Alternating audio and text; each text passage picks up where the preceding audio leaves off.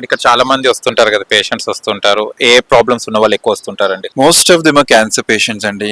If I can దాన్ని quantify చేయలేము, but 90% అందరూ క్యాన్సర్ పేషెంట్స్ అంటారు. మిగతా వాళ్ళు వచ్చేసి క్రానిక్ ఇల్నెస్ ఉన్న వాళ్ళు ఉంటారు. కిడ్నీ డిసీజ్ ఉన్న వాళ్ళు, కార్డియాక్ ఇష్యూస్ ఉన్న వాళ్ళు, లంగ్స్ లో ఇష్యూస్ ఉన్న వాళ్ళు, పెరాలిసిస్ ఉన్న వాళ్ళు, డెమెన్షియా అని ఒక ప్రాబ్లం ఉంటుంది పెద్దవాళ్ళు వస్తుంది వాళ్ళు, సో న్యూరలాజికల్ డిజార్డర్స్ ఉన్న వాళ్ళు. సో వాళ్ళు అది లైఫ్ థ్రెటనింగ్ కండిషన్ కాదు, కానీ లైఫ్ లిమిటింగ్ కండిషన్.